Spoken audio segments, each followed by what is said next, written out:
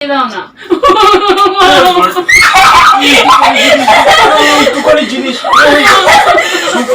এইদিকে এইদিকে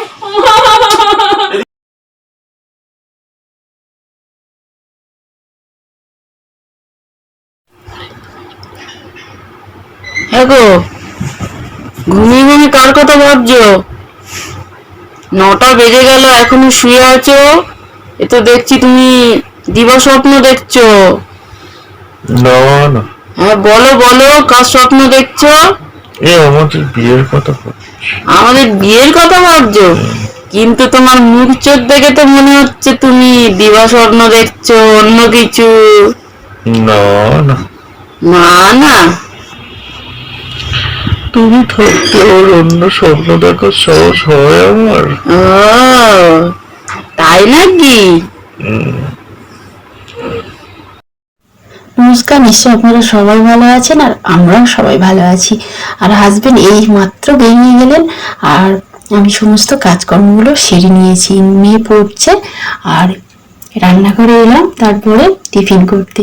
তো ভাবছি কি রান্না, কি টিফিন করবো।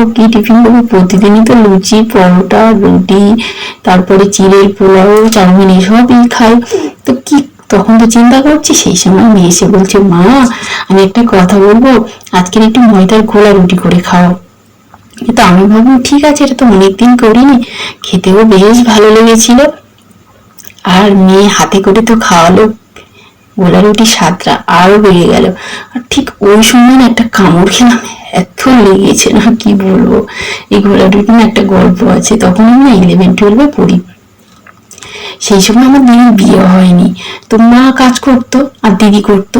এবার মার যখন শরীর খারাপ হতো বা কোথাও যেত, বা মা যেদিন রান্না করতো না তখন দিদি করতো, বা অন্যান্য কাজকর্মগুলো করতো, আমি তখন কিছুই করতাম না।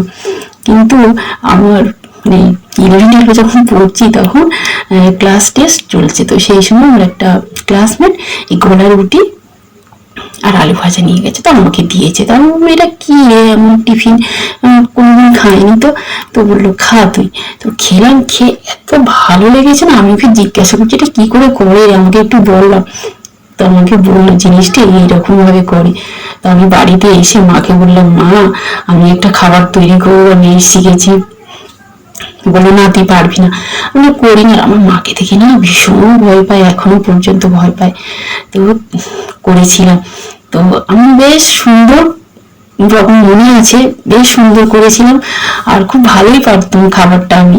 তারপরে মা করে দিত এই জিনিসটা, বলো এই খাবারটা আমি করে দিতে পারি। আমি এখানে আমি যেই দাঁড়িয়েছি সঙ্গে সঙ্গে পড়া হচ্ছে না, হ্যাঁ যেমন বৈদিক আর এতক্ষণ পুরো চুপ ছিলে। একসময় মানুষ শিখতে আরে এই খাটটা কি করেছিস রে? অনেক এই খাটের উপর পুরো জলহস্তি না তৃষা বসে রয়েছে। এই পুরনো সময়টাকে ইতিহাসে বলা হয় প্রায় ঐতিহাসিক যুগ। যেমন বাড়িটা বের করবো। প্রাগ কথাটির অর্থ হলো কি অবস্থা!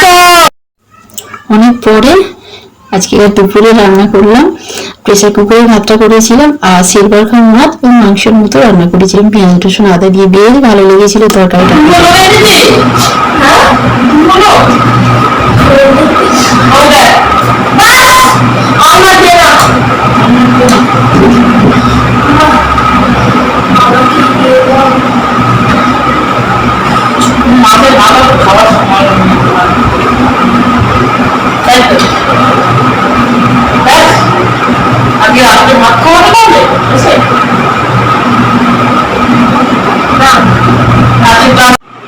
আর এই মাছটা না এরকম রান্না করলেই বেশি ভালো লাগে খেতে।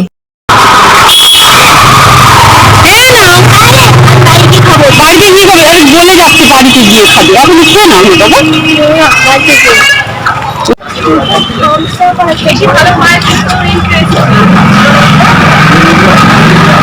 একটা খানসা ছোট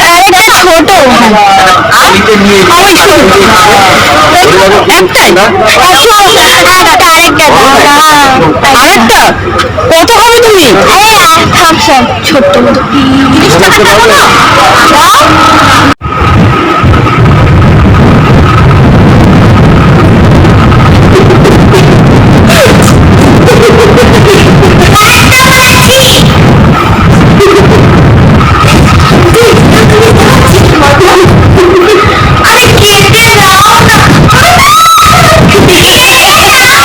ওই ওকে নিয়ে যেদিন যেদিন করে তুমি হাঁটতে যাবে সেদিন সেদিন করে একটা করে ইনজেকশন কিনে আনবে।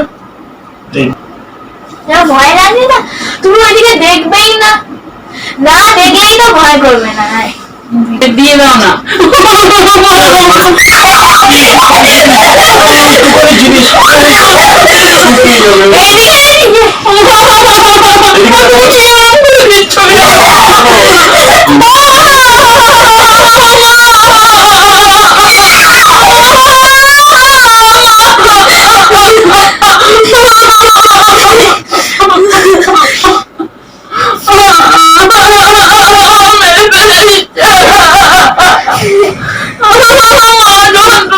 জিনিস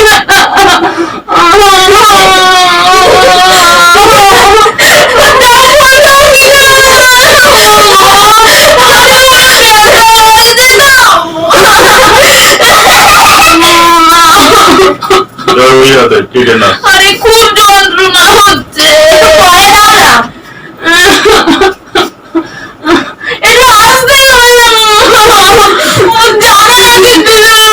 আসতে হবে। আরে আরে আস্তে আস্তে আমি রুটি করতে পারবো না। রুটি কি রাত্রে ভাত হবে? এই একই ইনজেকশন দিয়ে দিচ্ছি। অত জোরে টিপবে না, ইঞ্জেকশন আমার খুব লাগে। দেখো ওটাই করো, টিপ তুলে দিতে হবে, তুলে দিতে হবে বন্ধ করে। আরে কাঁদি কেন পাগলি? রোদে মনে ভাবন দেবো রোদি। আরে কাঁদছে কেন? সেটা আমার একটু খুব বড় করে তুমি নাটক করতে পারছো না, তুমি জোরে জোরে টিপে দিচ্ছ। ওরকম ভয় একটু তুমি এরকম করে দেবে তো। এইটুখানি ইনজেকশন, ঠিক আছে ঠিক আছে কাঁদবে। ওইটুখানি ওষুধ, তুমি লাগাচ্ছে তো বড় না। তুলোটা নিয়ে আয়। কি জোরে টিপে ধরতে মা। ওইভাবে ইঞ্জেকশন লাগে তো। আরে লাগে না, দে তুলো দে আমার হাতে। ওরা ওখানে চিপকে দাও, চিপকে দাও, চিপকে দাও। রক্ত বেরোনোটা বন্ধ হয়ে যাবে তো। কাল সেদিনে তো লাগে কেমন টিপে ধরছে। এটা দাও না। তুমি পারো না টিপে ধরতে। টিপে ধরিস তো। আরে বান করে টিপে ধরতে না, তুমি জোরে টিপে আস্তে বলছে। ওই হাতে লাগাবে পাগলি, ওই হাতে ফেলে। ছোটটা দিয়ে দেওয়া যায় না। আরে ওটা নষ্ট করবো না, সামনে যখন যাবে। কত বড় ইঞ্জেকশনটা না দিলে হয় না জানো বাবা। তোমার তারপর ফুটে যাওয়া রান্নার কাজ করো, হাত ফাত কেটে যাবে। সে তো কিচ্ছু হয়নি আমার। কি হয়? এইটা ঠিকই না। হ্যাঁ, একটুখানি সুচটা ভিতরে ঢুকিয়ে দিচ্ছ, ওই জন্য আমার গায়ে থেকে রক্ত বেরোচ্ছে। একটুখানি হাতটা লুজ কর। এইভাবে থাকে তো শক্ত হবে। হাত নিজের কাছে রাখো, শরীরটা নিজের কাছে রাখো।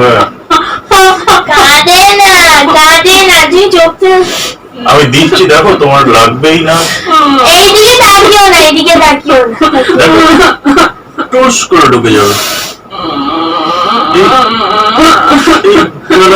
লাগছে তো, লাগছে। তুমি এরকম করছো আমার হাসি পাচ্ছে। মা যন্ত্রণা হচ্ছে গো। একটু মোটা। দিয়েছো?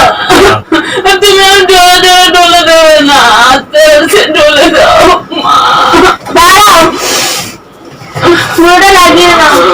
এই তো রয়েছে। আমি দুর্বল হয়ে পড়ছি।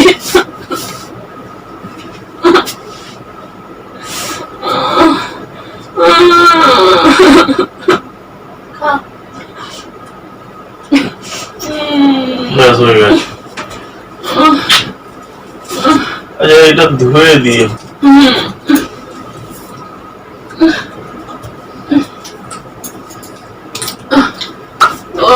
দেখো তো সুচটা কি ভেঙে ঢুকে গেল। এইটুকু একটা সূচ ঢুকেছে বলে করছে।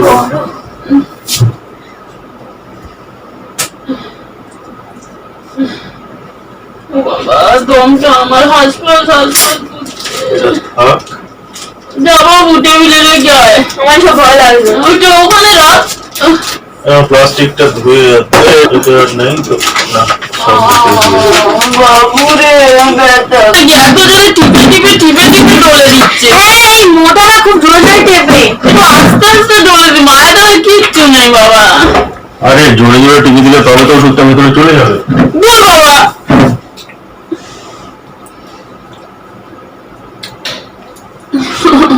হ্যাঁ কর, আজকে আর পড়বো না। আমি আইসক্রিম খাবো না, আরে আজকে আর পড়বো না, ঠিক আছে? আমি রুটি করতে পারবো না। না না, আজকে আর পড়তে ভালো লাগবে না, ঠিক আছে? ঠিক আছে? হ্যাঁ ঠিক আছে। আরে পড়বো না কিন্তু। ও মা, মা ঠিক আছে? হ্যাঁ আমি থেকে একটু খাই খাই। আমি পুরো নিজে সূচ ঢুকিয়ে দিচ্ছি। দেখতেই পেলেন দুটো ইঞ্জেকশন দিয়েছে 2 হাতে, তাতে আমি ভীষণ অসুস্থ হয়ে পড়েছি। আর মেয়ে আমাকে সান্ত্বনা দিচ্ছে, ওর পাপাকে বকছে। তো আবার অন্যদিন দেখাবো। আপনারা সবাই ভালো থাকবেন, সুস্থ থাকবেন। Good night.